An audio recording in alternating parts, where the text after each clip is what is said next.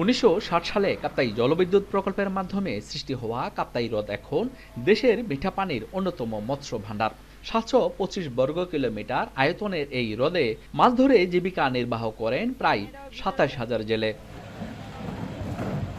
হ্রদে বছরে প্রায় 20,000 মেট্রিক টন মাছ উৎপাদন হয়, যার বাজার মূল্য প্রায় 4,000 কোটি টাকা। তবে স্থানীয় চাহিদা মিটিয়ে বাণিজ্যিকভাবে বিক্রি হওয়া মাছের অর্ধেক থেকেই সরকার পায় রাজস্ব। 2020 থেকে 2025 এই 5 অর্থ বছরে 35,345 মেট্রিক টন মাছ থেকে শুল্ক আদায় হয়েছে প্রায় 69 কোটি টাকা।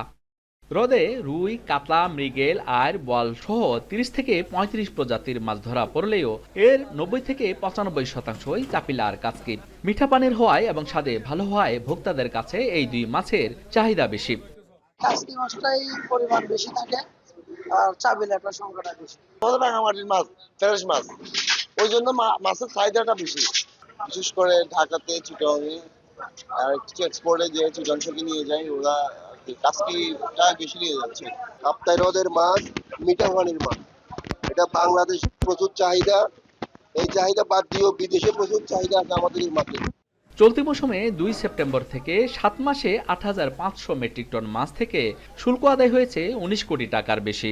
21.5 টাকা ছোট মাছগুলো আমাদের নির্ধারণ হয়েছে এবং সর্বোচ্চ 40 টাকা বিভিন্ন প্রকারভেদে এটা নির্ধারণ হয়েছে, যেটা আগামী 3 বছর এটা চলমান থাকবে। সংশ্লিষ্টরা বলছেন, দেশ বিদেশে চাপিলা ও কাচকির বাজার সম্প্রসারণ করা গেলে রাজস্ব আয় আরও বাড়বে। পাশাপাশি দেশের আমিষের চাহিদা পূরণের পাশাপাশি বৈদেশিক মুদ্রা অর্জনের সম্ভাবনাও তৈরি হবে। জিয়াউর রহমান জুয়েল, এখন রাঙামাটি।